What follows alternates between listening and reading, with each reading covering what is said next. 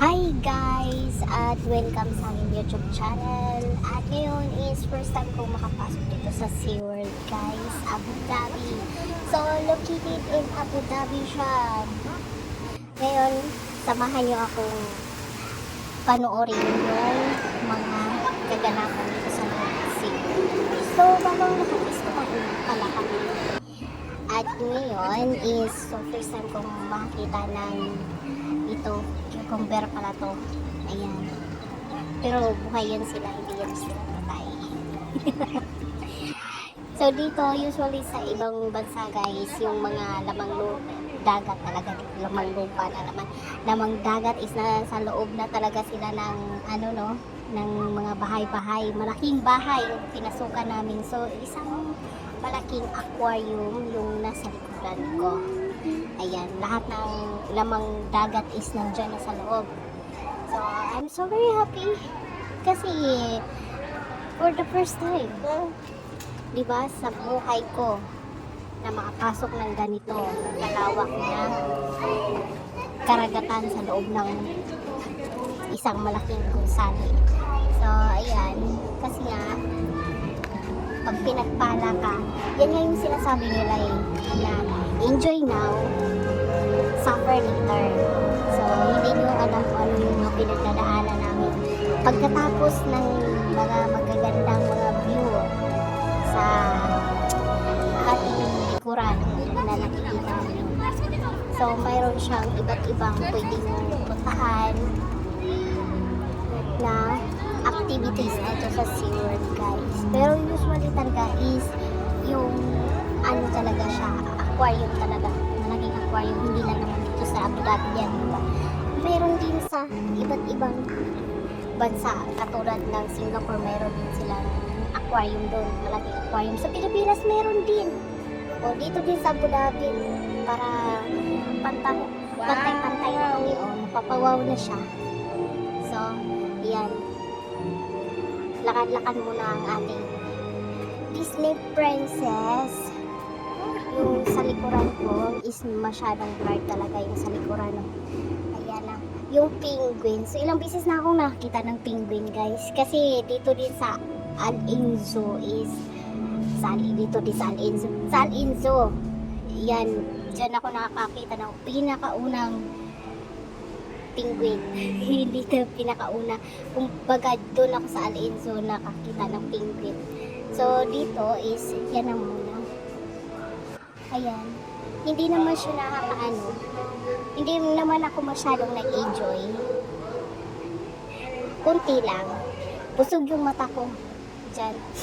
So thank you pa rin sa sponsor kasi nakaabot kami ng SeaWorld. Kahit na pagkatapos ng busog yung aming mga mata is supper is real na talaga yan. Yan. Akala ko original yung bulaklak, hindi pala. Piki pala yan. Ito talaga galing sa bundok. Hindi talaga alam kung ano ang original. Hindi original. Ayan, yung mga bato-bato dyan. So, man-made lang po yan lahat. Charot. Pero, kung gusto nyo talagang mag-enjoy kayo, try nyo yung rides. So, nag-rides ako yung maliit lang, hindi naman yung sobrang okay kasi baka mapapa-shock on nyo tayo guys. Ayan, inikot namin yan buong SeaWorld. So, nag-umpisa kami dyan mga 12 PM hanggang 4 PM of course. So, ilang oras doon. So, nakaya naman ikutin lahat. Kung may nakaano pa doon, may English. And he was watching this Quran. So, ayan. Actually guys, yung mga ano dito is, yung iba dito is first time ko silang nakita. Yung iba naman hindi naman. So, hindi ako nakapunta sa dolphin show kasi mas pinili ko mag-ride. Mas in-enjoy ko yung ride. At ngayon is papasok kami sa Flamingo. Sa Flamingo to. Flamingo area. So, na-amiss talaga ako dito sa Flamingo. Pero hindi ko sabihin na first time ko makakita ng Flamingo kasi nga sa Al Ain Zoo talaga na breakingan lahat ng kamanulad ko sa mundo. Kasi Kasi doon sa Al-Inzo is marami rin mga animals. Ayan, oh. Pero ang ganda ng ating flamingos. Ating mga flamingos. Tuwa-tuwa yung ulan dyan. Kasi yung ano talaga, yung kulay na sobrang ganda. Yung mga kulay. At saka, sobrang tangkad ng flamingo. Mas matangkad pa yun sa akin. Hindi ko kalain. Yung height ko, mas matangkad pa yung ibong sa akin.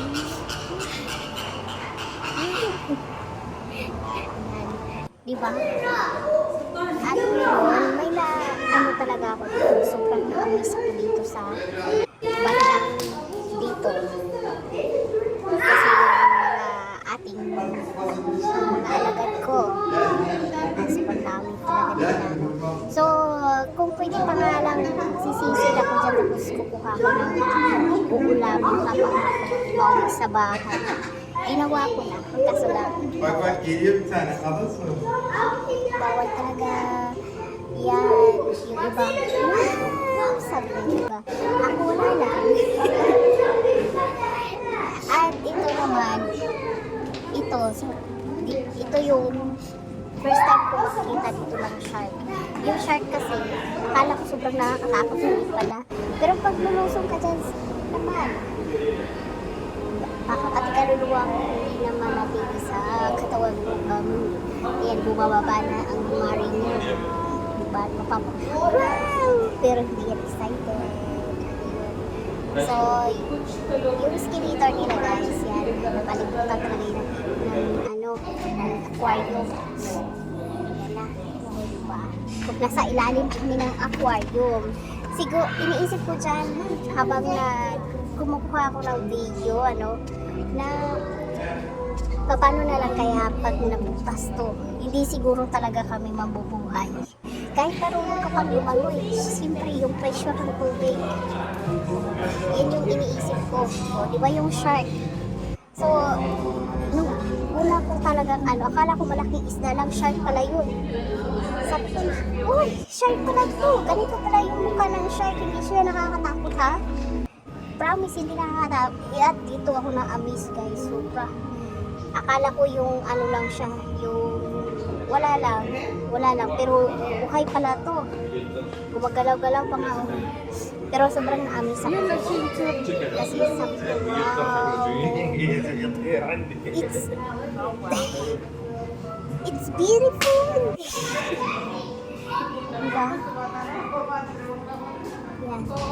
At yan, ang inaasahan ko, ayan na, nag-date-date na yung dalawa dyan. Hindi na sila lumangoy kasi nag-date-date na sila. Alien. At saka yung lobster. So first time kong makakita ng ganyang lobster ha. Kasi yung pagkakala ko sa lobster, talaga yun eh. Yung lobster talaga. Pero malaki yan. Marami lang akala ko nga nung una is yung lobster Hi guys. para siyang ang tawag dito yung alimango, pero hindi pala, malaking alimango. At sa wakas ito yung pinaka-favorite spot ko. Ito yung pinaka-favorite kong spot. Yung na-amaze talaga ako dito sa sobrang taas ng nito sa pinaka-ground na to guys, sa pinaka-ground. At mula sa top papunta sa ground is ito ganito kahaba yung aquarium. So po yan, para po yung door yan siya. So nandito na talaga kami sa pinaka-underground. Ayan na. Pabalik na po kami, paakyat na kami yan. Yung mga tao dyan, akala namin nung una is wala lang, nagpapaano lang sila, pero naglilinis pala sila. Naglilinis pala sila. At isa pa dito is, ito talaga, dito na rin rides, yung hanap ng wow, rides. So, try namin, akala ko yung banda ng mga 10 minutes. So,